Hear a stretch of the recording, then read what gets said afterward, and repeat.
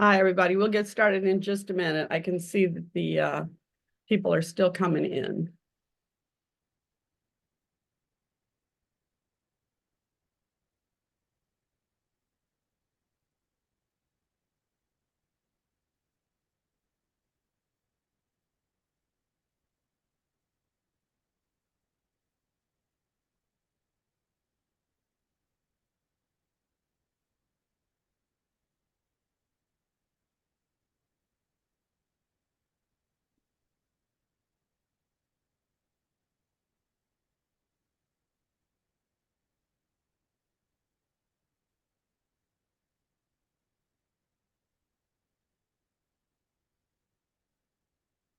Okay, let's go ahead and get started. Hi, everybody. Welcome to our exciting meeting on progressive messaging in 2024. I'm Candace Davis. I'm a co-leader of Indivisible Evanston and of Truth Brigade, Illinois. We have a terrific panel of speakers tonight, and we'll have a lot of questions, I'm sure. Please put any questions you have in the Q&A box. After our speakers' presentations, if we have time, our speakers will answer your questions. Etta Worthington, a co-leader of Truth Brigade Illinois, will be asking the questions of our speakers. We'll also be sharing information and links in the chat. We are recording the meeting, and we'll send a link to the recording and the slides with contact and other information out to you tomorrow, so you don't need to rush to write everything down. Just to let you know what our schedule is, first we're going to hear from messaging expert Anat Shenker-Osorio. Then we'll hear from Nick Knudsen of Demcast USA. And then we're going to share some of the work of James and Tiffany of 11 Films and then hear from them. And finally, we'll hear from Jody Rain, Indivisible National's Truth Brigade leader. And we'll share some slides with you with information from our co-hosts, so you can follow up as you wish. So thank you all for joining us tonight. And I'm very pleased to present Anat Shenker-Osorio. She's the host of Words to Win By podcast, which just started its third season last week. She's principal and founder of ASO Communications. Anat Shenker-Osorio examines why certain messages falter where others deliver. She's led research for new messaging on issues ranging from freedom to join together in union, to clean energy, and from immigrants' rights to reforming criminal justice. Her original approach through priming experiments, task-based testing, and online dial surveys has led to progressive electoral and policy victories across the globe. Anat delivers her findings packed in snark, one of my favorite things about her, at venues such as the Congressional Progressive Caucus, Center for Australian Progress, Irish Migrant Center, Open Society Foundations, Ford Foundations, and Lush International. Her writing and research is profiled in the New York Times, The Atlantic, Boston Globe, Salon, The Guardian, and Grist, among others. She's the author of Don't Buy It, The Trouble with Talking Nonsense About the Economy. And even though she might deny it, she's actually from the Midwest and went to school with our favorite STEM's leader, Ben. So take it away, Anat. Thank you so much for being here. I definitely never deny that. I dedicated my book to my fellow Madisonians, and I meant place, not the founding father. No, I'm from Wisconsin. That's a thing that I talk about. Thank you for having me. I may be trying to get my son not to go to school in Chicago because it's cold and expensive, but I'm from the Midwest. All right, so I am gonna walk us through some messaging imperatives that stand before us and this wee little election in November that you may or may not heard tell about. I'm drawing from across a big old span of research, but the first place I want to start is just a little bit of a reminder to us all about messaging and its purpose. We are living in constant bombardment. There is stuff going on all the time, every moment. And what we have seen over and again is that we can render ourselves like cats with a laser pointer. Can you believe you just did this? Can you believe you just did that? Can you believe this tweet just happened? Can you believe this just...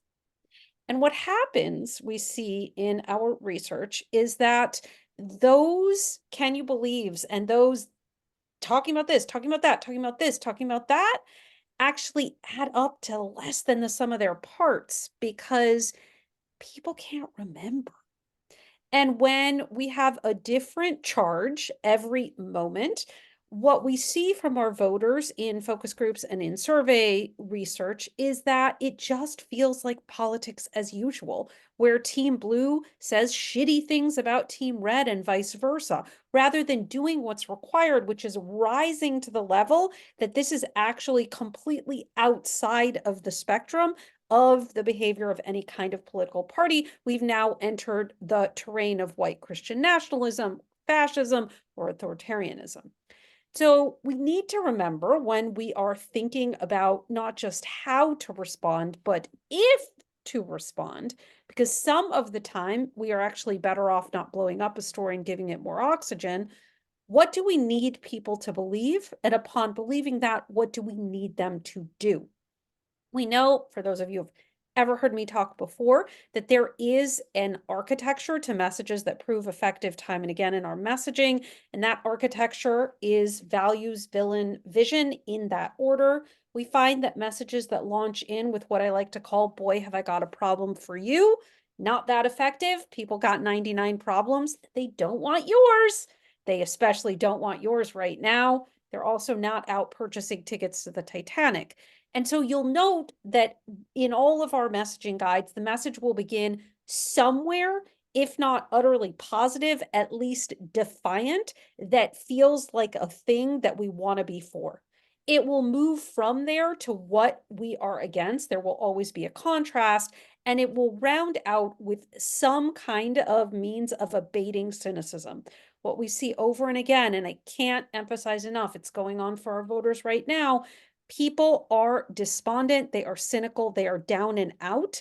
Our opposition is not the opposition, it is cynicism. To break that signal through the noise, we have to repeat things repetitively.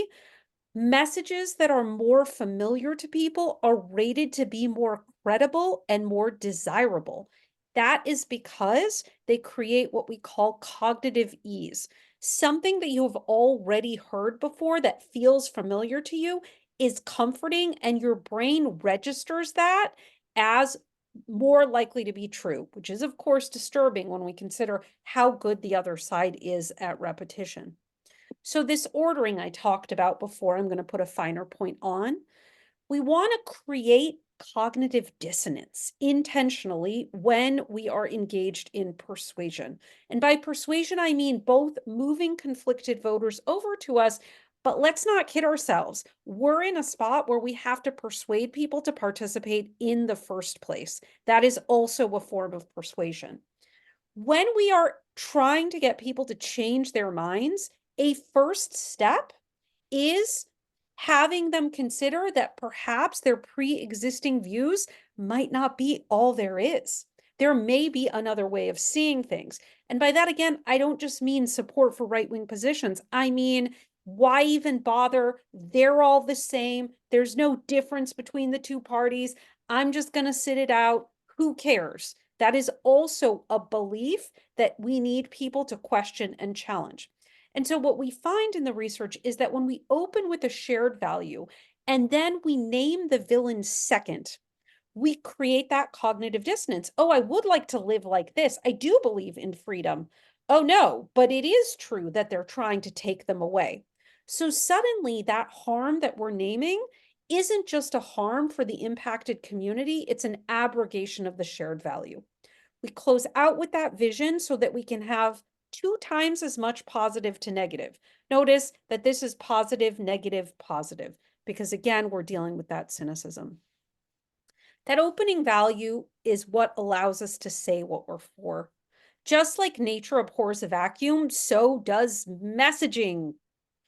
Part of the reason why disinformation proliferates so readily is because we are engaged on the back foot in constant defense. We don't put out enough messages about what we're for.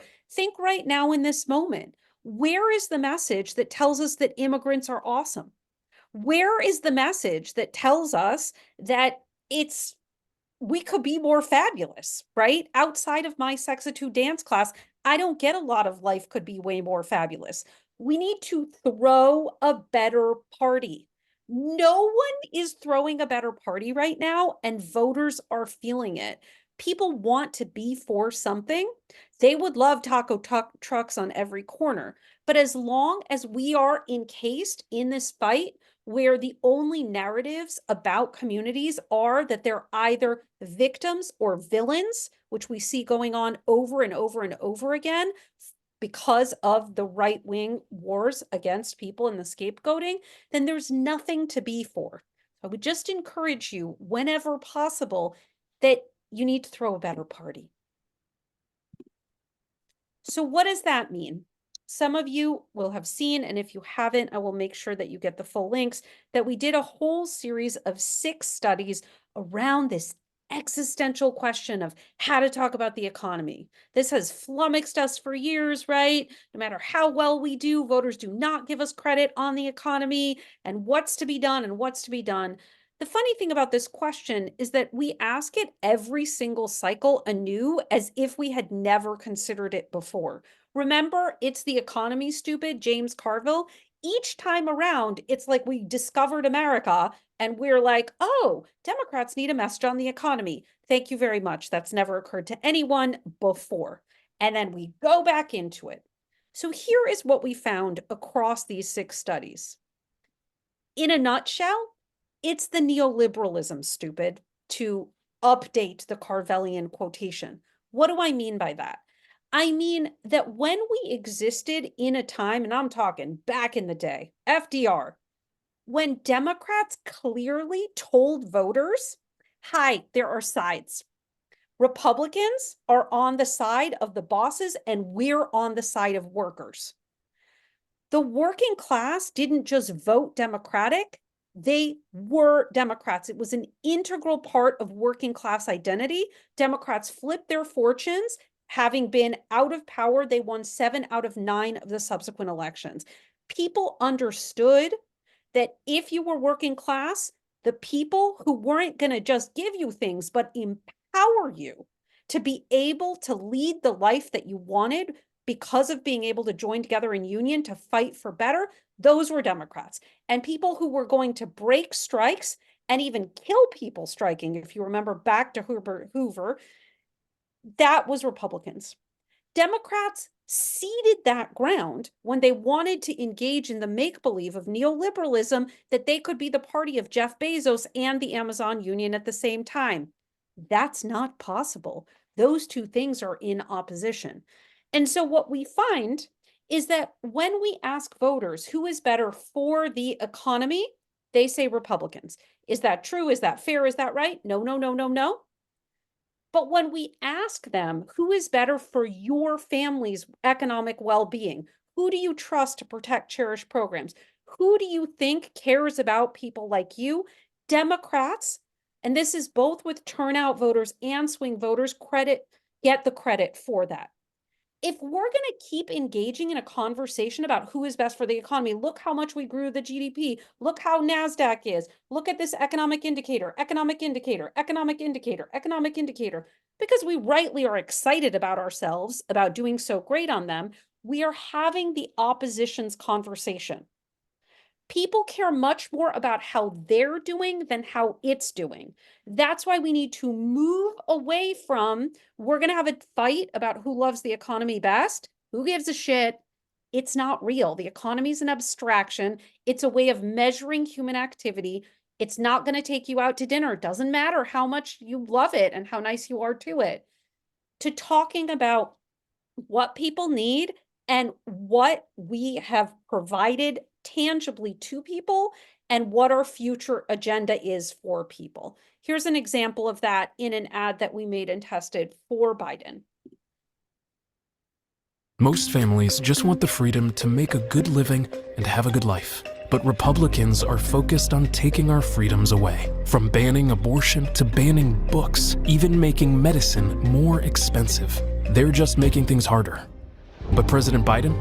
He's creating millions of good-paying jobs, lowering our everyday costs, and protecting our freedom to choose when to start a family. Joe Biden, fighting to make sure we can make a good living and have a good life. So basically, the change is away from making the economy better to fighting so we can have a good life, fighting for our freedoms. And of course, always the contrast. One thing we're experimenting with a lot is this idea of harnessing defiance. I took this from work that we did in Brazil, where some of you will know there were two aging ex-presidents running against each other, and young people were not feeling either of them. Don't know if that situation rings any bells. We were able to boost youth turnout 47% in the 2022 election. I'm speaking specifically of 16 to 18-year-olds. Voting is compulsory in Brazil at age 18 plus, but the voting age is 16. So there was a very targeted campaign at this tiny little demographic, 16 to 18. What we did was essentially use permutations of a message. If you don't decide, they'll decide for you, which is, of course, a hinting at authoritarianism, which very much is correct when we are talking about Jair Bolsonaro, the ex-president. We also hung our hats on a BTS. There's a Korean pop group with a huge fandom in Brazil that was doing a tour that was called, in ungrammatical English, Speak Yourself. We've started experimenting in the US with field experiments around voter registration, Speak for Yourself, and we did find that it statistically significantly boosted people actually registering as opposed to reporting that they intended to do something on a survey. Does Speak for Yourself sort of indicate to people that they should or should contemplate or have license to vote third party? Dunno. That is a caution around it, still figuring it out. If we get people to register, in general, new voters, newly emergent into the electorate, are much more democratic by around 20 points than the general electorate. So basically, the prevailing theory is if you kind of cast a wide net and you put a lot of fish into it, yes, some of them are not going to swim your way, but in the aggregate, you're going to do better. This longer message, if you don't decide, they'll decide for you, is probably more laser focused at being anti-MAGA because of, like I said, the hinted authoritarianism. We did this in 2022. I'm going to show you an ad, drawing the contrast, making the voter the agent. I want you to notice in the setup here between the antagonist and the protagonist, how we've cast these characters. Which side are you on? Americans who believe liberty and justice are for all? Or traitors inciting violence against our country and trying to take away our freedoms? Which side are you on? People who work for a living and care for our families? Or the Trump Republicans who block everything our families need? This November, it's time to show which side you're on. Vote for Democrats. FFPAC is responsible for the content of this So ad. only at the very end, we say vote for Democrats. Hopefully you notice that the two characters in the story are MAGA Republicans as the antagonists and voters as the protagonist. It's not just that it is very hard to convince voters that Democrats are coming to save them. They don't buy it. Even if they did, that still wouldn't be our message, because remember, what do we wish people believed? What do we wish that they did? We need the people watching and listening and reading what we put out as our messaging to want to act. And so we need to cast them as characters in our scripts. They need to be the ones who come in and do the thing. And then finally, I've said this a lot. I'm going to round out with it and stop. Cynicism, it's real, real, real, real, real. There are lots of different ways that we experiment with trying to handle it. One of the ways that we consistently find is a messaging framework we call We Did, We Can, We Will. This is simply where we hold up examples of past achievements of ours, not of Democrats, of ours, that give people this sense of, oh yeah, maybe it is true that we could create a better world, that we do indeed make the future. 60 years ago, this seemed impossible. 15 years ago, this seemed impossible. 10 years ago, this seemed impossible. We decide what's possible. Be a voter. And I will stop there. Thank you very much, Anat. I am always in awe when I listen to you and inspired, and well, yes, I am inspired, but like, we have a question here where I think a bunch of us may be sort of struggling, so I'm going to throw this out there. How do you handle messaging when we ourselves are distraught over something the leader we must elect is doing? Specifically, I want to elect Joe Biden because his administration will protect our rights and freedoms and help fend off Trump and authoritarianism. However, you know, we've got what's happening, the war in Gaza. So not only that, many people on the left, they won't vote for Biden because of his support for the Israeli government. Is there any way to reach those voters without scolding, which never works? Or do we give up and try to get turnout among people who will vote for Biden? It's a great question. It's a very difficult question. I want to tell you that I'm Israeli, and that I work in Israel. I was incredibly fortunate in June of 2022. I spent a month there training the activists who became the pro-democracy movement. For those who need a little shot of hope, if you don't already look at Standing Together, Omdim Beyachad, for those of you who can read, speak Hebrew, extraordinary group co-led by a Palestinian Muslim woman and Israeli Jewish man. They really have it, is in my opinion.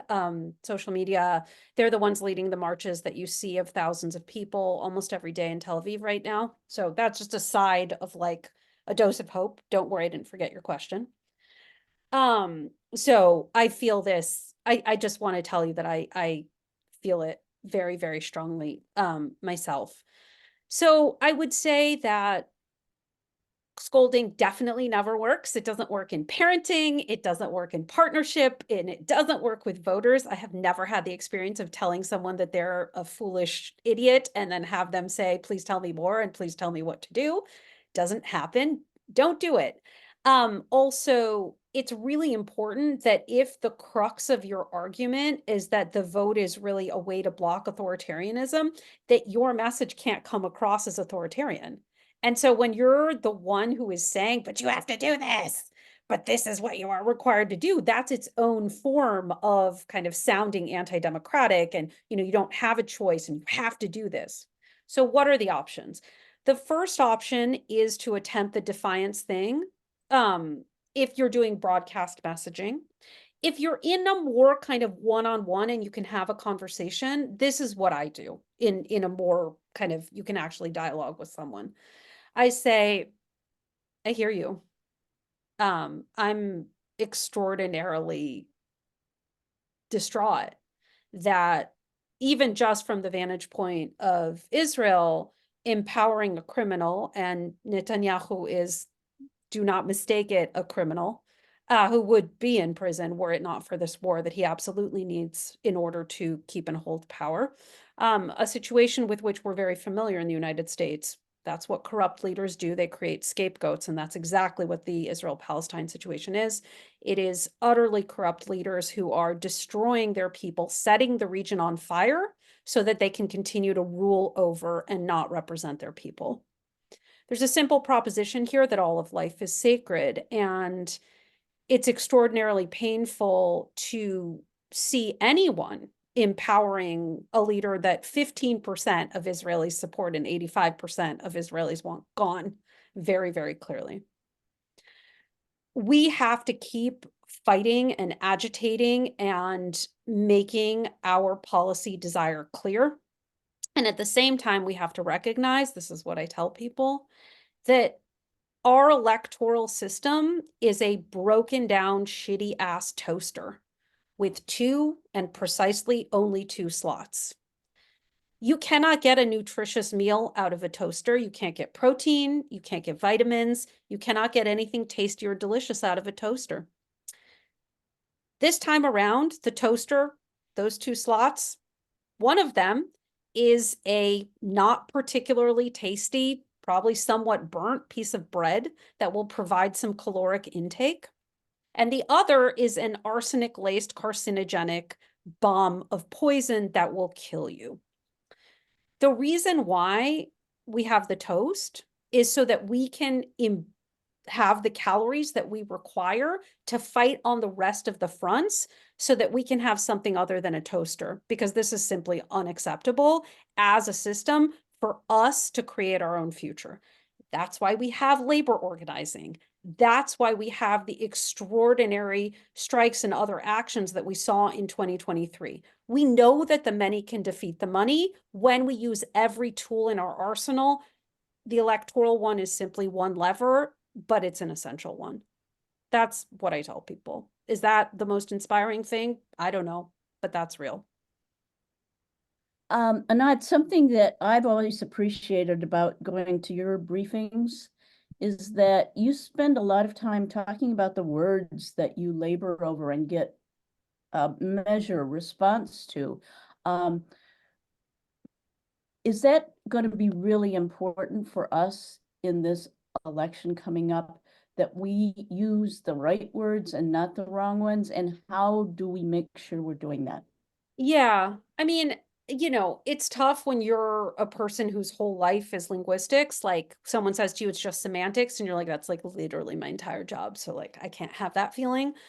On the other hand, I don't want to over-index to kind of precision and word choice to the place where it renders people mute, right? That's not good.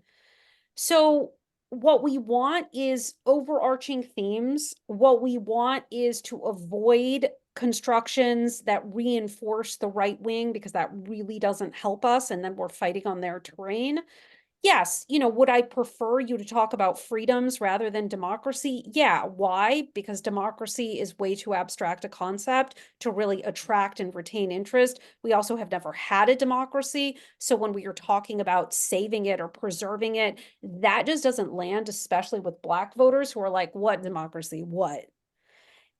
And so, there are better things. That is why we do these briefings. That is why we have a toolkit. That is why we make messaging guides to try to keep people sort of with a greater degree of precision. But overall, if you're asking yourself those two essential opening questions, what do I wish people believed? And then what do I want them to do? That's going to steer you into a place, because hopefully where you don't land is, I want to raise awareness. I want people to know about this issue. If that's what you're trying to do, you should get a job as a journalist or as a teacher, not as a sort of advocacy messaging person. Raising awareness is not a goal. Okay. Well, thank you very much. I know that people still have a lot of questions, but I know that you are going to be sending us some links that we can send out to everyone with some more things to look at, and maybe we can see some of those videos again that you shared, and get more of an idea on how we can get information out there. Yeah, So, and I'll try to type answers and listen to the Okay. podcast. That's my Good. big pitch, because that's where the lessons are. That's your assignment, everybody.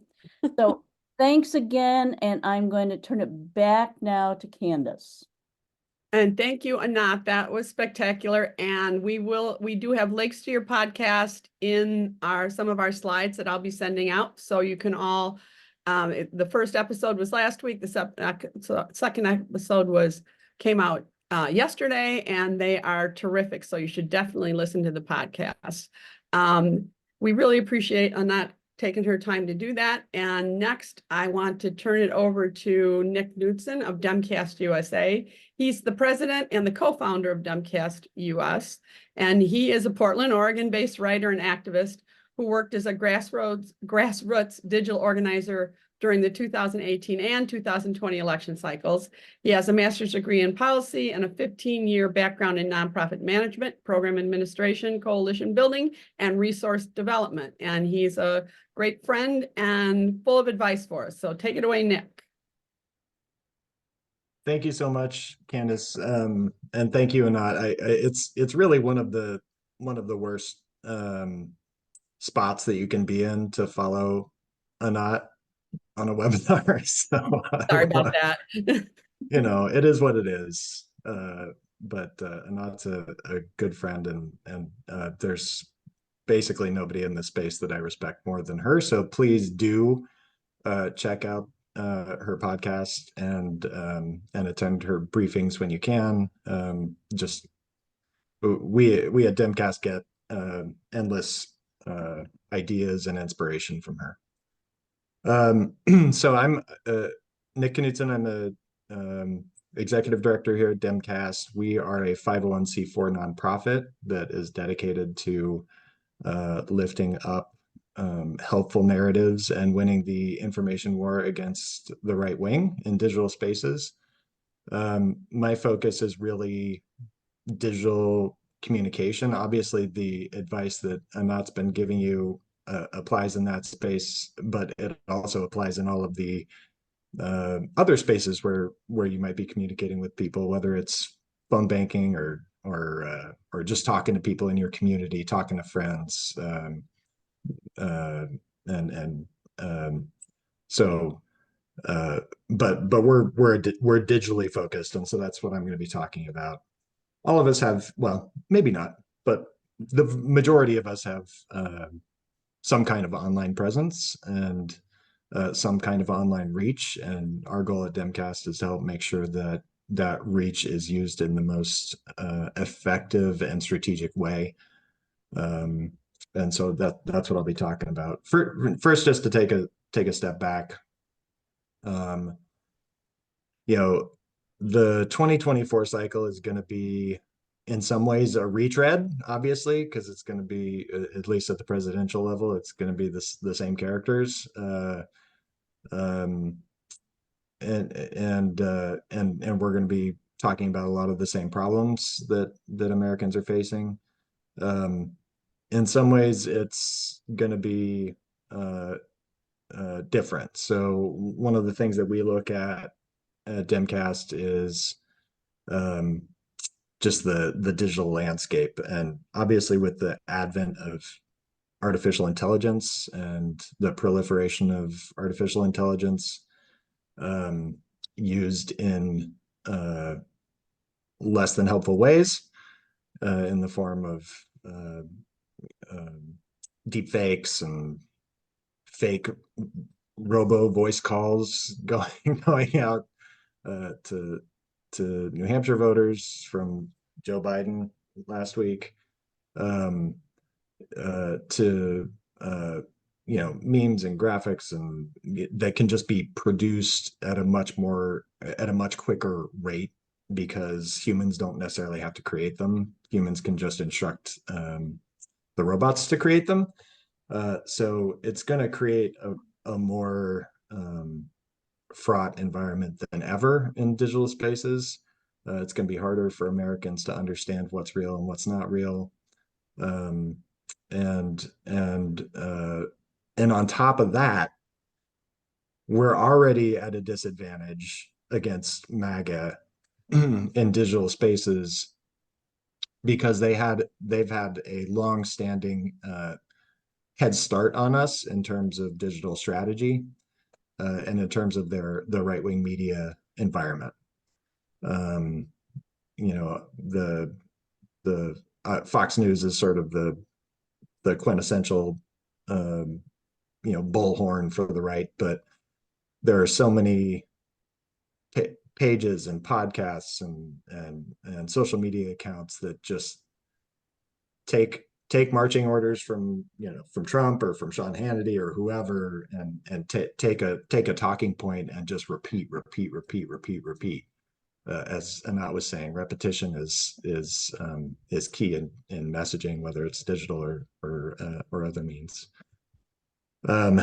So we're already at a disadvantage. AI's coming, and just on top of that, more and more people are just getting their news and forming their views based on what they see on social media. That's just a fact. People are unplugging from the cable box. They mute the commercials, all these things, and so the ability, the influence is going to be increasingly in the digital realm, and so we have to both combat the right wing's efforts to spread disinformation in digital spaces, and obviously Jody's going to be on later to talk about Truth Brigade's work in fighting disinformation. Love what they do.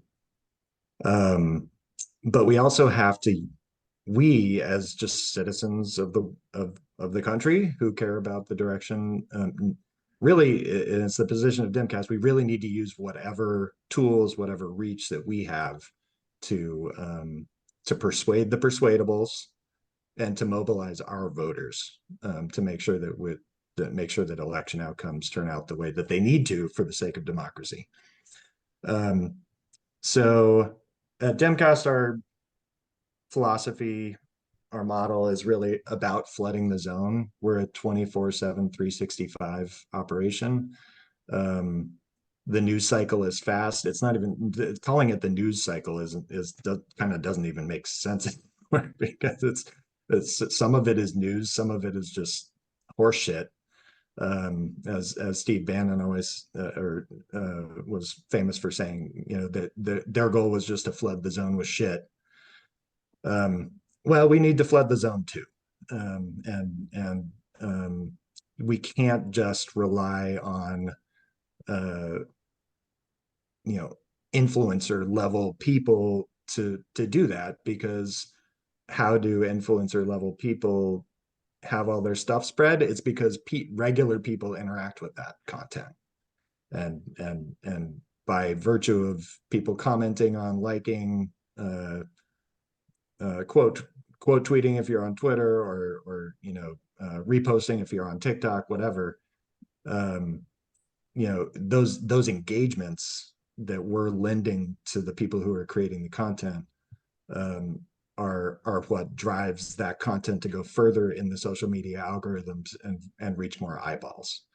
So we have agency here, and we need to use that agency for good. So that's kind of the concept behind Demcast. So flood the zone with our stuff, with our Anat messages, and try to persuade the persuadables. We emphasize repetition. We're 365, 24/7, 365, and understand that people need to see messages multiple times before they're, before they really sort of absorb and process something. We do want to persuade people, but we also want to mobilize the people who agree with our vision for how things should look. And so one of the things that we try to help our members understand is, who are you able to communicate with? If your social media presence, and specifically here we're talking about social media, if your social media presence is, largely, people who agree with you on politics, then you need to really focus squarely on mobilization messaging, because the persuasion messaging, which needs to be softer and more tactical, it's not going to move the people who already agree with you. So just one of the things we talk about with folks is if you're in South Carolina, well, obviously you guys are all in Illinois. if you're in a red part of Illinois, a super red part of Illinois, and you're on Facebook, and most of your social media audience is, leans MAGA, or is like maybe moderate Republicans, then you want to really, really think critically about persuasion messaging and how you can reach the people who can be reached. If you're in straight up Chicago or another big city in Illinois, and almost all your social media followers are people who more or less agree with you, then they are going to be confronted with some of the messages that were brought up before, about like the concerns about Gaza, and like, is Joe Biden really our guy? And I hear a lot like, are we just preaching to the choir? I don't see a choir on social media. It is a free-for-all mess. and people are receiving all kinds of messages, you know, from the left and from the right on a daily basis. And so it is really important to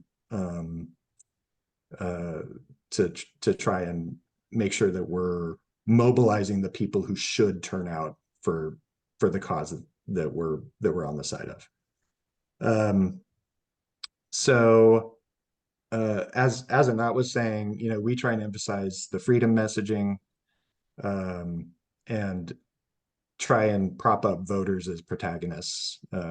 So that's straight out of her guidebook. We're going to be focusing a lot this year on abortion, on the abortion issue, on healthcare. Donald Trump has said that he wants to get rid of the ACA. That has like deep effects on people across the country, whether they believe it does or not. Just ask anybody with a pre-existing condition. And we need to make sure that we're gaining enough on the economy to try and meet the Republicans on the battlefield on that one, because they, for reasons that will always remain confusing to me, Republicans are consistently winning on the economy in terms of public opinion. So and then just as Anat was kind of getting to, like, where we can strategically branding Republicans as the party that serves the rich people and the corporations, and voters as being able to come out as protagonists in the story, and make a vote against that, and vote for somebody who actually supports working people. So and we can go, you know, I don't want to take up too much time, but I'll drop some links in the chat here, and then maybe we can, if there are any questions. I've got some questions. Great. Because, you know, maybe like a lot of people, when Twitter started imploding, I felt like I knew how I was doing stuff. Twitter was my go-to thing. I'd go there first, and I could track stuff, and then I do Facebook, and so it's easy to feel maybe a little lost about where I'm supposed to be doing what. What would be your guidance on Our that? guidance is be where you are. Okay. So we have tried to help, you know, as an agency, we have tried to help people convert to certain platforms. We've tried to help people, you know, build accounts on platforms that they're not comfortable in, and it's always a face plant.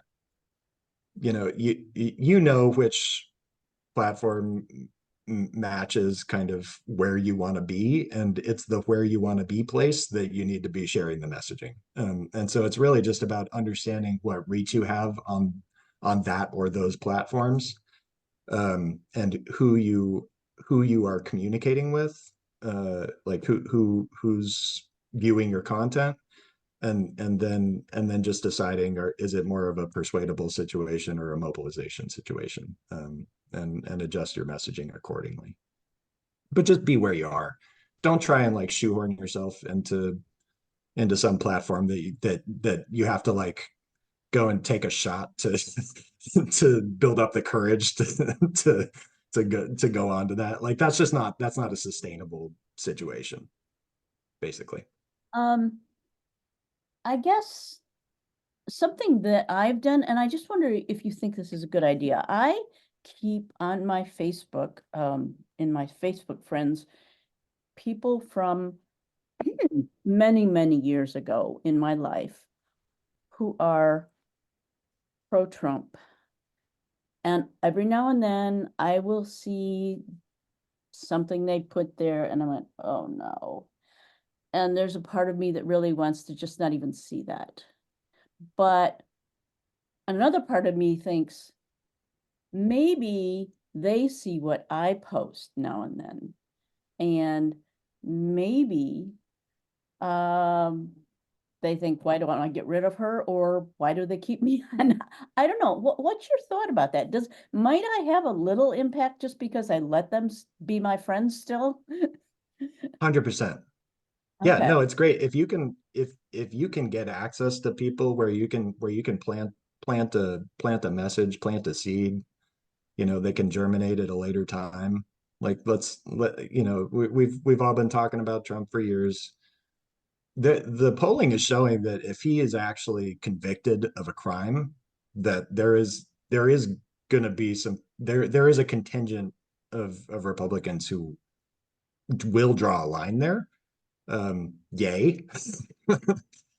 um so I think planting seeds is great, and I know it's super disheartening to see, especially Facebook is a unique platform because it's more based on personal relationships than it is on some other platforms. It's more based on political affiliation or whatever. And so Facebook provides a unique opportunity to plant some seeds. And so I encourage people to go ahead and do that. Just keep in mind that like the more extreme you are in talking about like Trump hatred or like Democrats are the best thing that's ever been created, like the more it'll be dismissed, and being more nuanced in how you talk about that. Just look at Anat's materials. Talking more about voters as protagonists, protecting our freedoms, who's fighting for us, and just hope that seeps in. Here's another thing. When you say flooding the zone, I feel like, well, if it's dependent on me, I'm really failing. But then I know that you do social media storms. Can you talk about that a little bit? Is this a way for like Totally. for some of us to jump in and have some impact? Yeah, thanks for asking that. Absolutely. So every little bit helps in social media. It really is, digital messaging really is a collective action process. As much reach as like a Sean Hannity has, like, how many people are actually watching that clip on Fox News? A couple million people, maybe, right? That's not everybody. But then what happens is that clip is taken and it's shared and shared and shared and shared and shared by an army of not huge level influencers, but just regular people who share, comment on, like, boost that video in the algorithm, and then it reaches tens of millions more people. So every little bit that you can do in social media is great, and you don't have to be somebody who like posts original content. A lot of our Demcast network are lurkers, who are just I like that. lurkers who are just looking at stuff but interacting with it, purposefully interacting with it. So sometimes they'll drop a comment or share a hashtag or something like that, but it's very sort of light touch social media work, or just liking or retweeting or reposting some content. But it's important because that's what moves content in the algorithm. The more people that do that stuff, the more the helpful messages will spread, and the more people will see them. So so we do what we call social media storms, which are where we all jump in on a specific topic all at the same time, to try and create a viral moment or to try and get a trend going. And the more you can do those kinds of things together all at once, the more you're sort of gaming the social media algorithms and helping helpful content to spread. So I dropped some links in the chat a little bit ago. One of them is demcast.com/join.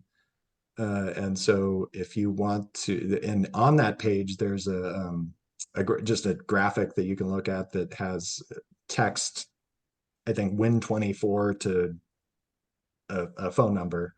If you just like send that text, then it'll sign you up for our alerts. And when we're doing a joint social media operation, or when there's a toolkit that we want to share with everybody, then you'll get that in a text message, and you don't have to go looking for it anymore. You can also just sign up more on our longer form, which will give you our emails and all the other stuff.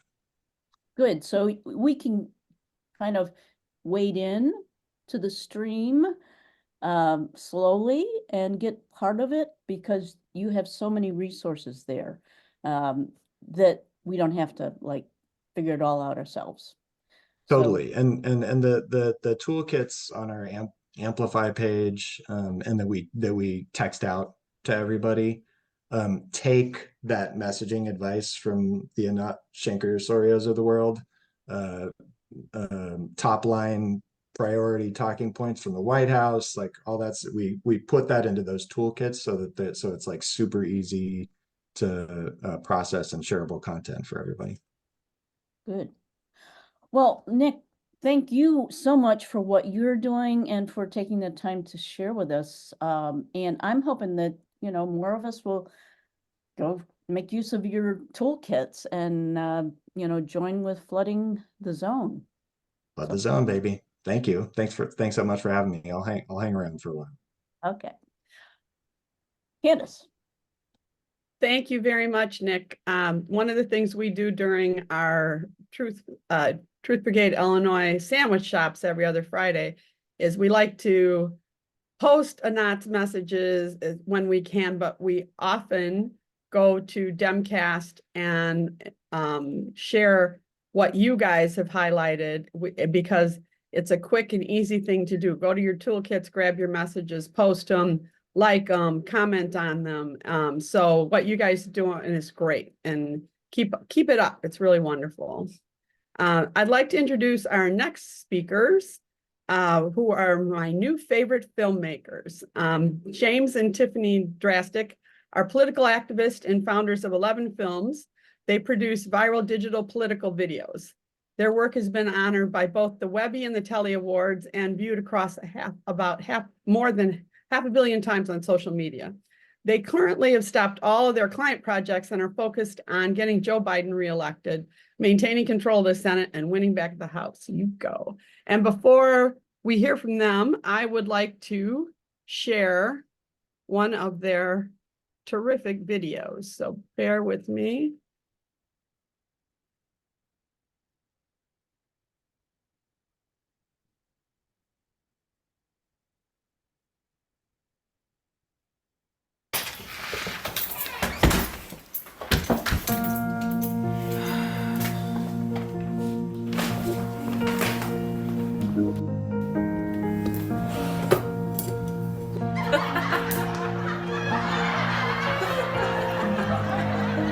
Wake up alone with the fire in the hall.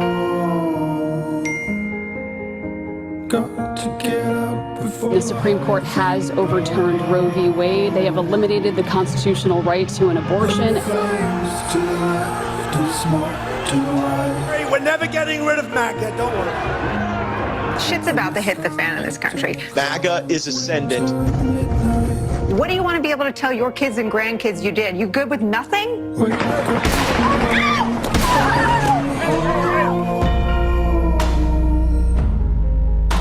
Got to get You know what gets people out to vote?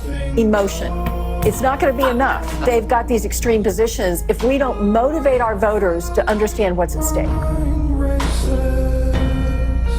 What are you gonna do? I sent desperate prayers to desolate. I know what I'm gonna do. Do I know what I'm gonna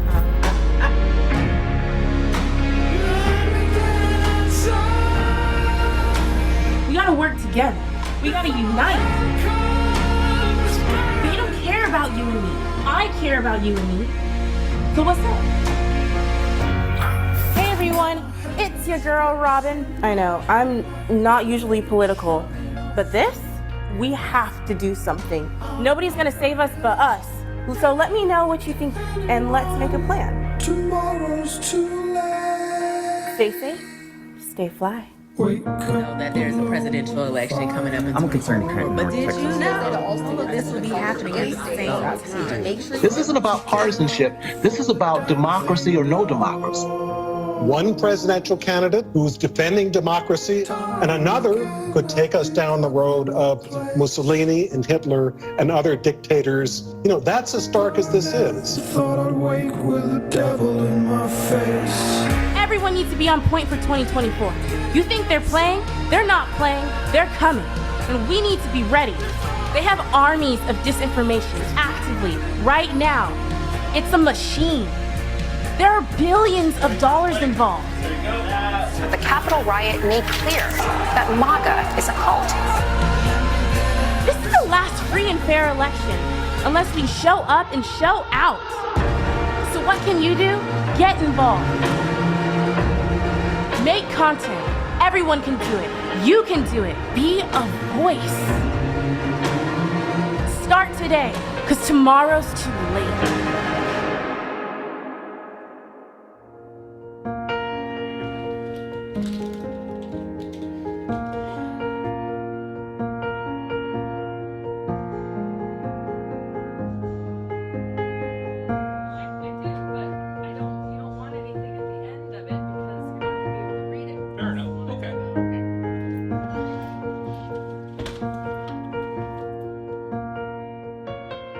Cut.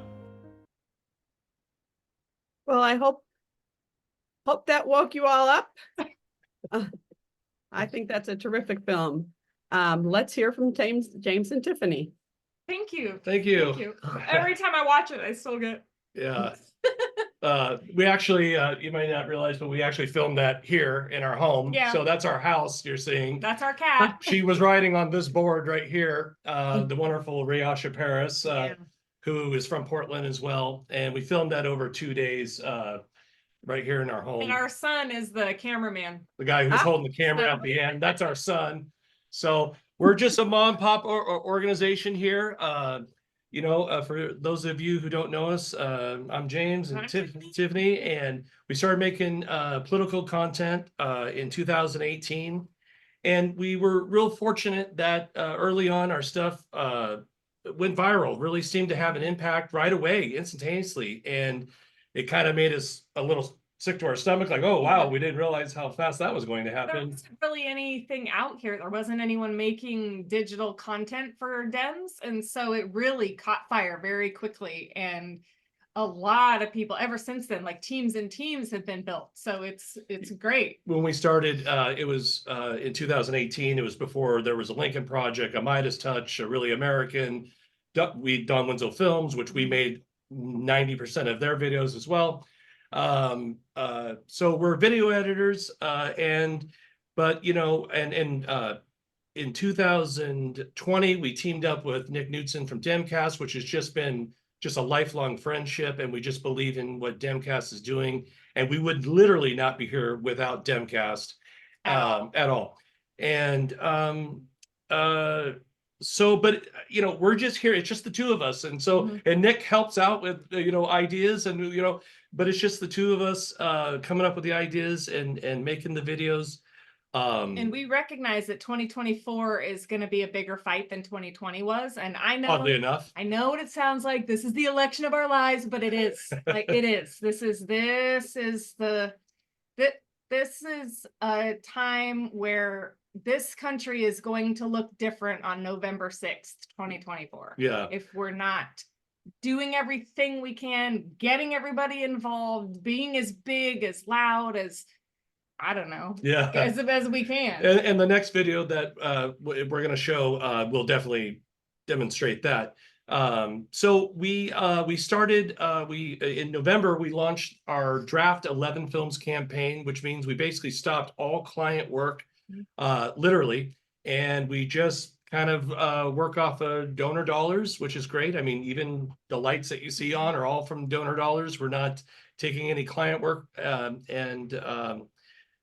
what that does is there's a lot of time now. We can take questions and see, what are you guys concerned about? What do you want to see? I know Gen Z and Alpha, when they get here in 2028, if we have ignored them, minimized them at all, they are either not going to vote or they're not going to vote with us. Yeah. So it's important that we need to know, you know, most of our following is small accounts from, you know, I don't know, 200 to 5,000 followers. It's all little guys. We're all out here just trying to share each other's message. So it's Yeah, and to kind of piggyback on that point, they were talking earlier is it's you know, because of those small accounts, because of everybody, like that's why we made that video. That was our first video out of the box for our Draft 11 Films campaign, was because we wanted to make sure that everybody understood that you are in control. You do have the power. Like I kind of, beyond the cinematography and whatnot of that video, I think the most powerful part of that video is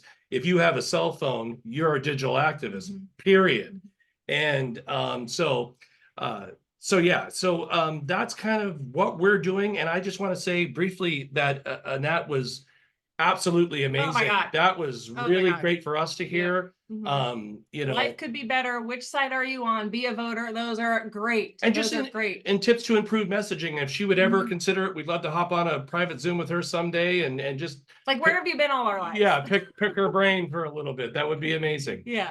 And so because we don't think we have all the answers. Again, we don't take you know, well, we just come up with all this ourselves. So we've launched 5 videos since the Draft 11 Films campaign in November. Each one has, you know, whatever squillions of views, and they all trended on Twitter. And Which is impossible to do nowadays because, like you were talking about earlier, everything is scattered. Nobody knows where to go. And when you show up, everyone's like shitting on everything you have to say. And it's just, it's a lot. It's a lot. It's a lot. It's a lot. So it's really great when your message can break through all the hate and the noise and that's difficult to achieve. So when we do, it feels really great. And we just thank everybody for all of their help. And I can make this commitment right now that we're going to be part of more of these kind of webinars. I'm just excited to see people. We get stuck in this room all day long in front of a computer editing video. So it's fantastic to be here. Next thing, what are we gonna do? We look forward to any questions and whatnot. I know we're going to play one more video. And you know, the one thing I would say about what Tiffany and I do is, you know, I don't necessarily look at our main mission to convert MAGA people into Joe Biden voters. That's never exactly been our first intention. Our intention is to energize, excite, get people out the door, especially on November 5th. Thank God we have mail-in voting, but you know, that is our job. We do like the 3 E's. Our kind of motto is we want to educate a little bit in our videos. Hopefully you learn some things maybe you didn't know before. We want to energize, you know, get people excited, whether it makes you cry or whether it gets you fired up. That's what we like to do. We're 80s kids. So, you know, music videos are like, you know, MTV generation here. Yeah, so. And then finally, we want to entertain. There is literally no video will get shared if, well, you have a much greater chance of virality, whatever that means, and whatever and your reach, you're just not going to get anywhere if the video doesn't have some sort of entertainment value. And we try to incorporate all those 3 things: educate, energize, and entertain into all of our videos. And this new world of TikToks where things are very dopamine and moving fast and lots of things, and you know, we can do it all too. We can do that too, but we still like the cinematic-y type look of and feel of videos. So if So you we have another one first? I'm sorry. We Do you do. have another one? We Well, do. I wanna see Is it our most recent, second most recent? Second most recent. It's called Trump's New America. And we basically, you know, we took this is a little bit of where the entertainment value comes in, but also this is facts. We kind of are showing you a preview of a hypothetical preview of what life might be like in if Donald Trump is reelected, because he's already said, you know, the dictator on day one, martial law, those types of things. Now, whether some of those things come true or not, I don't know, but that's what they're saying. So let's all, you know, have a look. And when we launched this video, I mean, in our initial tweet, and especially on Instagram and those other places, we said we hope this scares basically the hell out of you. And we found, we were just talking about this, how we found a lot of middle of the road voters. We're always going to we get lots of hate. Everybody, lots of hate, all the time. whatever. Yeah. That's going to happen. You get lots of people who just like your stuff because they're on your side. But this video, interestingly enough, I think we found some middle of the road people were like, whoa. Yeah. You know, like, oh, okay, are we there? Because we back it up with some headlines you'll see in the video. We're not making these facts up other than a couple of small things for entertainment value, but I don't think we're very far off. Yeah. So if we got a chance, we'd love to play Trump's New America. Yep, let me share that one right now. Okay.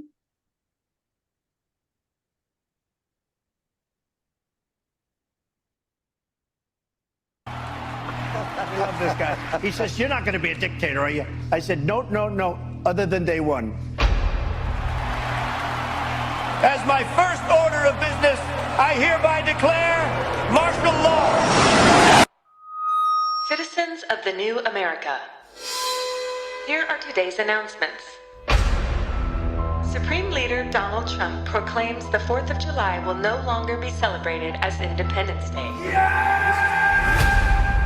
In honor of our 2021 Patriots, January 6th will now be recognized as our great nation's birthday.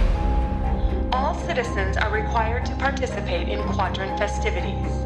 Failure to do so will be met with harsh punishment and immediate incarceration in your local detention camp. I'm tired of this separation of church and state junk. Effective immediately, all children are now considered spiritual soldiers of MAGA. Regardless of rape, incest, or health of the woman, abortion is now illegal. Anyone caught providing or receiving an abortion will be charged with murder. Do you believe in punishment for abortion? There has to be some form of punishment. For the woman? Yeah, there has to be some form. Due to previous liberal indoctrination, all schools are hereby closed. All citizens must participate in their quadrant's book elimination celebration festivities. Failure to do so will be met with harsh punishment and immediate incarceration in your local detention camp. All migrants, refugees, and dreamers are now considered enemies of the new America and will be rounded up, incarcerated, and deported immediately. They're poisoning the blood of our country. That's what they've done. We will root out the radical left thugs that live like vermin. Vermin.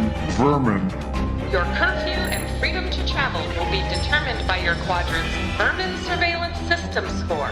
The Vermin Surveillance System has proven to be invaluable in detecting and squashing liberal uprisings. All citizens must continue to report any progressive or liberal activity. Failure to do so will be met with harsh punishment and immediate incarceration at your local detention camp. Your unwavering loyalty to Supreme Leader Donald Trump is mandatory and essential in keeping the new America great forever.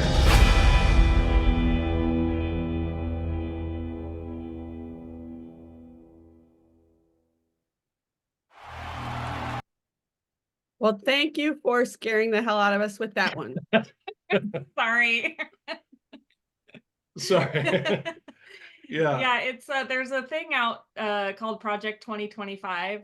I don't know if you guys know it. It's a bunch of Republicans with a lot of money have decided that this is their playbook. They're literally talking about rounding up migrants and putting them in camps and a national abortion ban, all these things. They are toying with these ideas, and I know that guy is going to say yes. You know, and our thing too is they're giving us the ammunition to fight them back with. So, I mean, some of this stuff is so bizarre, but as we all know, where everybody on this call knows that. So, one last thing I'd like to say before we move forward is just one of the great things about 11 Films here is we're small and we're lean. And if you were to ask, if you went to a company and said, "Hey, make me Tomorrow Is Too Late," the first video you saw, they're going to charge. I mean, that would cost like, you know, it's up there. Yeah. Tiffany and I got that done for very, very small because, you know, we make the cars. In other words, you know, instead of having to go to the dealership and pay full price, we can make the cars here, and we can make as many cars as we want because we're here just doing it. That's all we do. If you if you donate any money, just know that it goes to literally just keeping the lights on and us producing this kind of content. And our commitment is to continue to get better. And again, we said the thing about Anat and her messaging was fantastic. I can't wait to learn more. And Nick has always been a huge resource for us. So I know we're getting close on time, but if anybody has any questions, we appreciate it. Thank you. Well, thank you very much. I think we just want to see more, and I know there'll be links, and I think you want us to share these, right? That would That be would be great. great. Yeah. That would be great. Thank you so much. Thank you so much. Thank you. Thank you guys so much for joining us tonight. That's very provocative. There's a link in the chat to donations and to your to YouTube site, and we will be sending that out on the slide. So Great. One last thing I wanted to say is I was watching you all watch, and during Tomorrow Is Too Late, you're all nodding. Yeah. During America or Trump's New America, you're all shaking your heads. So it's working. And one last thing, any donation to us is tonight is obviously split with Demcast. So you're helping out. It's not just goes to us, it goes to Help Demcast as well. Nonprofit, nobody's trying to make $1 million here. So thank you so much. thank you. Thanks so much. We've got another interesting, great speaker. So I want to talk Jody. I'm going to introduce Jody Rain, who's the Senior Manager for Indivisible National Network Programs. And she actually pioneered the Indivisible Truth Brigade, which tries to take all this information you guys are providing and share it and share the truth. Truth Brigade is a nation leader in mobilizing grassroots volunteers to effectively combat disinformation. Jody has a background in book publishing and marketing and leads the National Truth Brigade. Take it away, Jody. Thank you. And I did want to not forget to just stop for a moment to, well, everybody who's gone before me has just been fantastic, but I want to do a special shout out to Etta and Candace and all the other people who are involved in making tonight happen. I know how much work goes into these calls, and I just really appreciate the opportunity to participate. And thank you for the amazing work you've done with the Illinois Truth Brigade, which is just a model for the rest of the country in terms of local work to combat disinformation. So 3 cheers and lots of love to both of you and all of you. I'm going to share my screen right now. I hope. Let's hope I do this right. Okay, I hope that you can you all see my screen now? Yep. Oh, great. So the Indivisible Truth Brigade is all about grassroots power, disinformation, disruption. And as you'll hear me say, it's very much about person by person.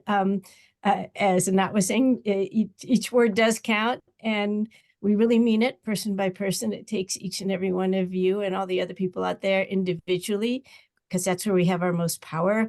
And mind by opened mind. Our goal is to open minds. It's not to argue. It's not to make people shut their minds because they get mad at us because we're mad at them.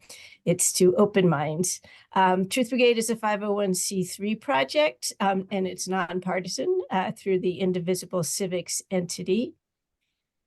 I love this quote, and I love Timothy Snyder. So I'll just, I think you can all see this, but I think we know where we are in this spectrum right here. Disinformation is a foundation of a path to authoritarianism, as I think we all know. So today I'm just going to do some quick info, tell you a little bit about the Truth Brigade, and then we're going to do a little practice together. So make this a little bit interactive, and then I'll tell you how to get involved. I know we're kind of moving to late in our evening, so I'll try to move us along. So as Candace said, we are a nation leader in grassroots disinformation disruption. We've had more than 6,500 people have joined us. We do work online and offline, but our messages have been seen online to date by more than 500 million impressions. So very exciting. And what we do is we work to build resistance to disinformation through evidence-based strategic messaging and education. And perhaps surprisingly, we promote empathy and we promote source checking. The disinformation playbook. So jumping right into what the bad actors are doing, this is really important. I think for all of us to keep in mind, the people who are actually spreading the lies don't care about the issues for the most part. The goal is always to gain profit or power. The issue is just the way in. You know, the bad actors figure out what's going to get us most upset, most angry, most outraged, and most divided.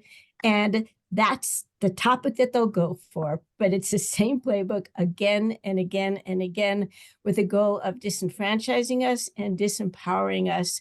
When we know this about the bad actors, then we know what kinds of solutions we can find.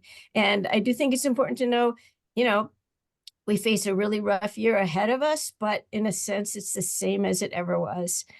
I wanted to do a really quick note on the polarizing crisis in Israel and Gaza. It's come up a few times, just to mention that we do have a resource about that.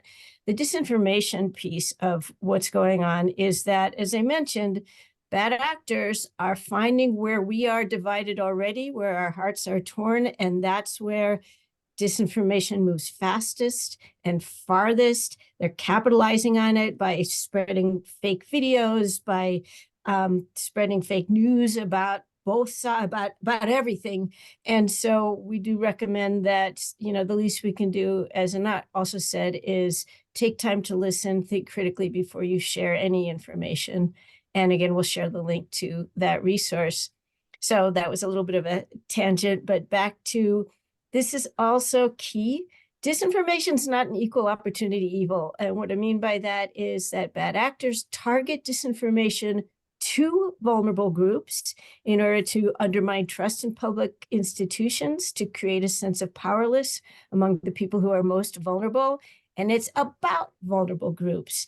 And that is to dehumanize people, make discrimination okay, and to divert blame for societal problems to specific people who are already, you know, underserved in society. And of course, human tribalism, we all have it in us, you know, people are people, and we have natural tendencies that disinformation just preys on.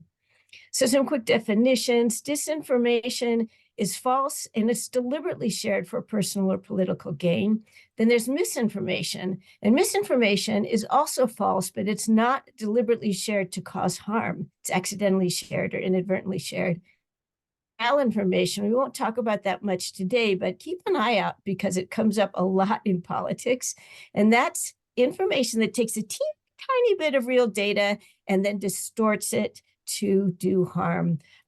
Examples of that you can see in, you know, certainly around COVID, where someone might have a teeny tiny factoid, or somebody got sick, you know, from a vaccine, and then that was just blown way out of proportion to make us to the opposite of what it was supposed to be. So in 2024, just a quick overview. Again, these topics are a way into the divisive work that bad actors are doing. They don't really care about these things, right? They only care about profit and power. But we do expect in 2024 that we'll see a lot of leaning into immigration and crime. We'll see a lot of lies about government-funded programs like the IRA, a lot of lies about the reliability of public institutions, again, a lot of lies about vulnerable communities, and as I mentioned, continuing pressure on existing wedge issues to turn a disagreement into a polarization. And disagreement does not have to be a division. And I think that's, you know, let's all keep that in mind, right? When we're thinking about working together with one another, we can disagree, but we don't have to be divided. So here's some good news. 85% of disinformation is misinformation. That means it's shared inadvertently. That means that people can be persuaded. They can be persuaded to think for themselves and to open their minds. Most of the disinformation you see out there is not spread on purpose. People trust people more than bots or emotional hyperbole. We have power, each and every one of us. Now, here's something really cool. We found that one message, and this is one message, this test was done on Twitter, one message blocks disinformation. There have been several studies that have shown that if you suggest people check the source before sharing disinformation, 15% of those people won't spread the disinformation. And that's just from one message. Super exciting. We know emotions block critical thought. You know, it's how our brains work. When we're angry, then we're not thinking clearly. Nobody is. But empathy opens minds. And that's the tool that we use most with the Truth Brigade. So what we believe is that when our communications first diffuse fear and tribalism that disinformation triggers, we often find shared values on the issues. Now, this might sound a little familiar because a lot of our work rests on the work from race class narrative and from Knott studies and a lot of other studies. So a Truth Brigade system is that we have expert advisors who study disinfo. They're out there in the muck and they identify the most damaging and then the most salient and sticky. And by salient, I mean, you know, we're not just jumping on every lie that's out there. You know, again, we're looking at what the big picture will show us. And when we identify the disinformation that we focus on, again, we don't want to go off in a million different directions. Again, you might feel you've heard this before because we're using some of the same tactics. And instead, we focus on the things that people feel are most important and that will stick around and actually influence how people think. And then our team writes a brief disinformation busting message that we structure as an indivisible truth sandwich. And then our volunteers personalize that message and share it online and offline within all of your networks. And that means in conversations, you can share those messages. It's just a 3-part structure. Again, that'll sound familiar to all of you. So we write our disinformation busting messages in the framework of an indivisible truth sandwich. Now you'll see that this is very similar to the values, villain, I forget what the vision, values, villain, vision structure, in that we open with truthful common ground and shared values. And that's for the very clear reason that nobody wants to have a conversation with someone who is arguing with them to start with. If I say, no, you're wrong, or my fact is better than your fact, you're going to turn off and you're going to tune out and we're not going to get anywhere. So we start all of our messages with the frame of finding common ground. And we learn that from the wonderful work of both the Knott and, as I mentioned, the race class narrative community. And the middle of the truth sandwich is not find a villain. That's where we differ. And that is because when you're directly combating disinformation, the best thing you can do is to get people to check a source and to start thinking critically for themselves. And so critical thinking skills, source checking skills, this is what we want people to do when we're trying to combat disinformation. So again, this is where our truth sandwich is a little bit different from sort of more general persuasive political messaging that you've heard about before. But then we come back again with this same kind of visioning emphasis. And again, that's with closing with positivity, closing with an emotional hook, restating what we're saying, providing some kind of an action. So we use discover, disrupt, dream. And again, this is based on George Lakoff's work and then a lot of other work as well. So that's the indivisible truth sandwich. And we also suggest that you personalize it because authenticity is really important. But here's an example. I'll just leave this. Well, I'll say it, but let you read too. So you can see what happens in our community and schools is our business. That's something that we feel that a lot of people will believe. And then, so what the disinformation that this is fighting is about what's happening in the schools and, you know, trying to blame certain communities in the schools as if they're trying to tear the schools apart just by promoting equity. So this message is, as you can see, it's not a direct contradiction. Instead, it's provocative to try to get people to think and again, unmask the source. And then this is a truth sandwich about government funding. You know, we all want our tax dollars to support our people and our planet. That's kind of hard to find people who disagree. And then we get people to ask, well, who's benefiting from people who say we can't afford these programs? And then we can't afford to help seek the facts. And typically that would be a link for people to gain more information. So this is just, we did our own testing and we found that these messages made the intent to share drop by 14% in some cases. Now, these messages that I'm sort of zipping through, they always have explainers. And I'm going to keep on going a little quickly because it looks like we're actually coming up to the end of our session together. We also put all of our messages up on a platform that's called Socia, so you can just share them with one click. And then what I'd like to do with all of you is to, again, I hope, Candace, interrupt me if you need to, but what I'd love to do is test out this top button, because what everybody always wonders is, can we do it? If someone comes up to me and they think that vaccinations are dangerous, how can I talk to that person? Is there even a way to find common ground? And so what I hope I can leave you with is a way to do that that is really, it's a bit hard emotionally, but it's not beyond doing. And that is, when you hear a nasty bit of disinformation, what we're going to do is we're going to find the fear, because disinformation is all about dividing us through negative emotion. And then we're going to flip that fear into a common human value. And then we're going to state the shared desire. And when we do that, that's how we find common ground that we can share, even sitting in the beauty parlor when someone is spewing something that you just can't believe they're saying. Think about, what are they afraid of? How do we flip that into a shared desire and then say it out loud? So what I'd love to do is, if you could write in the chat, this is not in the Q&A, but in the chat, if someone near you says, vaccinations could harm my child, what fears do you think the people who spread the disinformation are trying to trigger? What are they afraid of? The most obvious one is their children's health, right? So if you could, I don't know if you're writing in the chat, I can't quite see you. Yep, their kid dying, to be very direct. There are other fears that you all can think of? Are they afraid of losing control? Yeah, I don't see a lot of participation in the chat. It might be because I see hands raises, I see Q&A.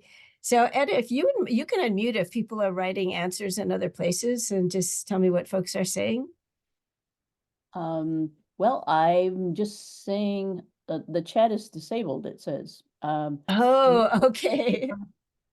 Okay. So in that case, I'm so sorry, folks. So what I'm going to do is write it down next to you, play it, and or think on your own, what are they trying to trigger? And I will tell you, here are some of the fears that we know come up. They're afraid of the unknown. They're afraid they're going to lose control. They're afraid that someone's out to harm them. Some big bad government wants to hurt them. They're afraid they're making the wrong decision. So these are just some of the fears. And then the next piece is, if we flip the fear, what do people really want? And so just think about that. If you're afraid of your children's health and well-being, well, you want your kids to be healthy. If you're afraid of the unknown, well, we all want to know what's going on and who's dictating our health. If we're afraid of losing control, well, we want to have control over our family. So you can see how simple that is. So here are some answers. We want a healthy family, certainty, agency. This is what unfortunately a lot of people want, and what disinformation wants people to do is we want someone in authority to trust. And that's what's happening in America right now, is all this confusion and division is making a lot of people look to get someone authoritative. And we know where that's leading. So when we flip that into a common value, I'm just going to click right through to that so that we can finish up.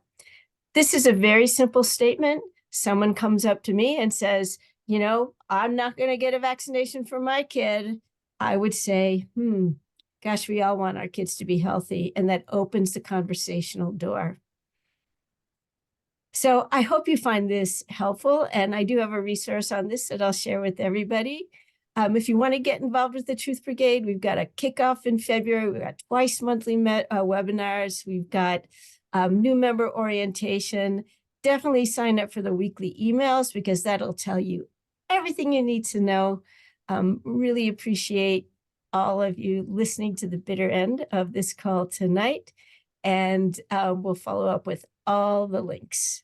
So thank you all very much. And I'll hand it over to Candace. Thank you, Jody. That was very helpful. And we can stick around for a few questions, but before we do that, I just wanted to make sure that everybody knows that we'll share these slides, and I'm going to share this just so you'll see what you get.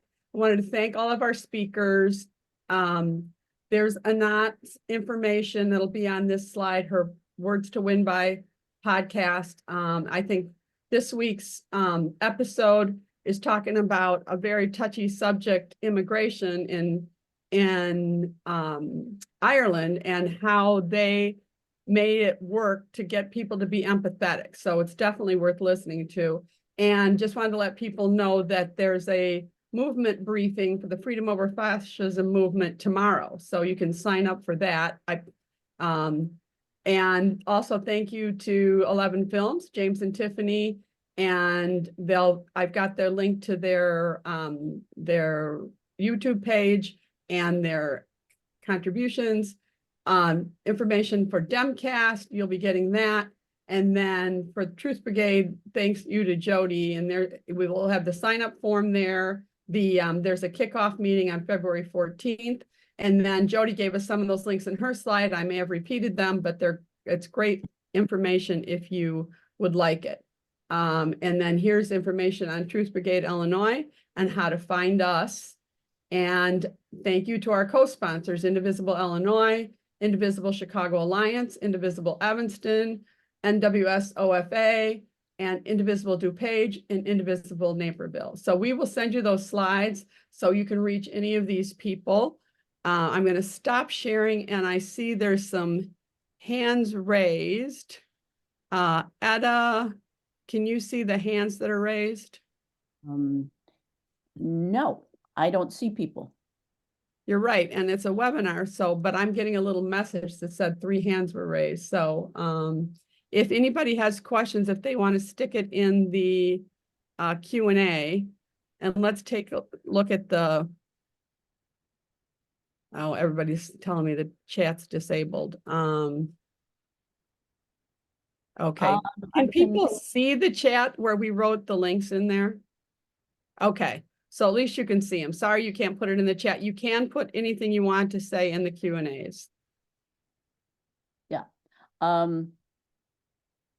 So somebody mentioned that something about autism and connecting vaccines to autism. That was like sort of big number of years ago, that idea, but it's been discredited, the study that's done.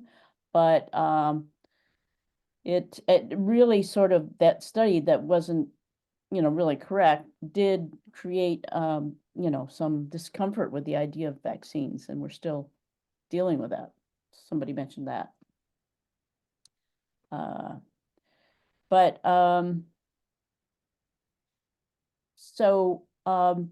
Candace, it's like we've had so much to deal with today.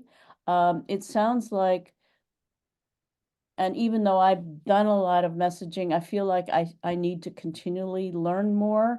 So it feels like I need to go and get the letter from Truth Brigade Illinois and go over all those links and figure out what things I can focus on with trying to make some impact with those group of people that I influence on social media or even in person. I have neighbors. Yeah, and actually, studies show that your person-to-person influence is probably the most important influence you can have, and face-to-face. So Facebook's important face-to-face, but you can use the same methodology of not telling people they're stupid idiots, but asking them. Okay, I've never done that. Yeah, tempting though, isn't it? And if you look at deep canvassing, what they focus on is asking people why they believe what they believe and giving them an opportunity to express it, because what people will tell you is that people don't hold just one belief, they hold conflicting beliefs internally. And so if you can get them to think about where those beliefs, you know, that they might think that, oh, immigrants are going to ruin this country, but they might have a friend or a relative who's an immigrant who suffered from the rules. And so it really is important to, I think, I keep learning, I keep listening to Anat and learning and going to our Truth Brigade, you know, truth sandwich shops and talking about it. And I think, you know, a question was raised in the Q&As about whether or not scaring people makes them turn off. And I mean, I would be interested to think what Nick and what Tiffany and James think. I'd say maybe some people turn off the TV because it's too scary, but it may move other people to act. So I'm not sure there's any single right answer. Yeah. I just to jump in there, I think when you're talking about social media, we have to balance this need to have messages move versus like ideal messaging. And then also what I was talking about before of like, who is your audience?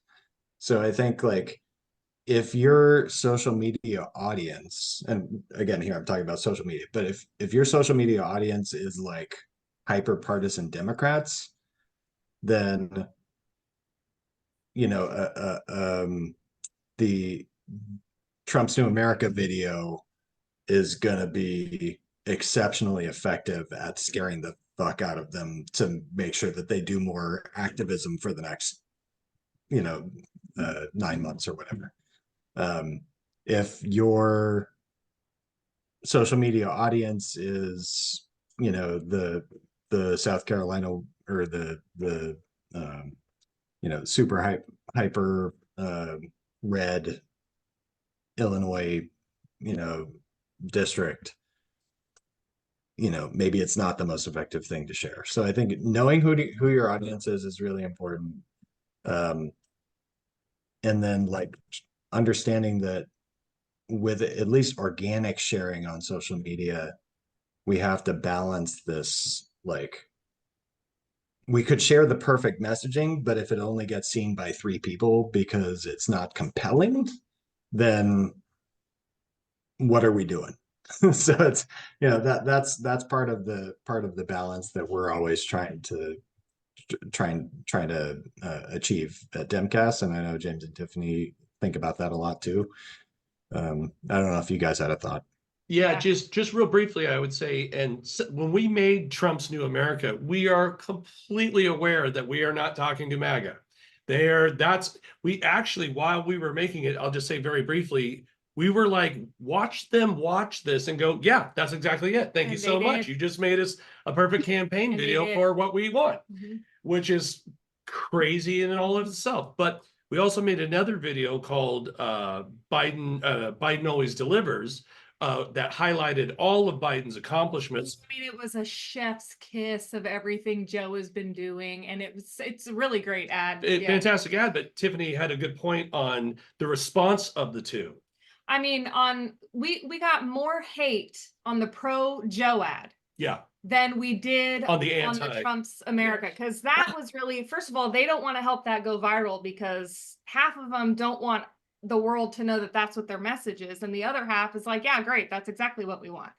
They really have a problem with standing up for Joe and standing up for the House and standing up for the Senate. That video trended. It trended twice or 3 times that during the day because they just kept hijacking the hashtag and to talk shit about Joe. And it's just, so even when it's an ideal, perfectly packaged and put it on the doorstep, they'll just slaughter you. Yeah. They will just But it was interesting to see the difference between, we didn't get as much hate from the Trump's New America from MAGA we've ever made. Yeah, but we normally don't make videos like Trump's New America just for everybody, just so you know. But we got way more hate for Biden's. To this day, I still get it. I still get DMs. But Nick made a fantastic point, and that is near and dear to my heart. Is I would say if we have the perfect message and you put it out, that's fantastic, but it means nothing if 3 people see it. And I'm sorry, but that's where the entertainment part of look, I'm not trying to lie in any of our videos. We're certainly trying to tell the facts, but that's where the entertainment part comes in. That's where the social media storm comes in. That's because if it doesn't go somewhere, then it's not really doing anything. So we'll leave it at that. Yeah. So just to underscore, like, as an individual sharer, like, being aware of what messages will resonate with different pieces of the American populace and understanding who is within your sphere of influence on social media will help you understand, I should share that one, but I shouldn't share that one, because it's not going to fly with those people, but it'll fly with those people. So that just comes with, like, starting to get in the mix and, like, and getting some advice and you know, just jumping in. But, like, again, like, the reason I talk about, like, flooding the zone is they're flooding the zone. So if we quibble too much about, hey, ooh, I don't know if that message is gonna, and then that means that we never share anything, then we're not doing our part too. So, like, it's all just like a calculus that we have to make as individuals about what we're comfortable sharing on the platform that we're active on, who our audience is, and what the content is. And one of the things we stress with Truth Brigade all the time is don't react to their crap, because you're spreading their crap when you react to it. So put out your own, you know, put out your own truth and your own statements, but don't buy into their discussion, because it just makes it go further. I have learned, one of the first things I was so happy with was to learn that you could press those 3 dots next to a Facebook comment on one of your posts and hide it. So if they get nasty, you don't necessarily have to respond to them. You can just hide their comment. So, all right. Well, thank you guys so much. I know we ran a little late, but I think you guys have so much important stuff to say and so much important stuff to share. We really, really appreciate you joining us tonight. And we wish you the best of luck, and we'll continue to engage and we'll follow you, and let's just pass each other's messages on. Thanks a lot. Thank you so much. Thank you. Thank you, everybody. Thank you for Pleasure to meet hosting. everybody, This too. was great. Great conversation. Thank you. Thanks. Thank you.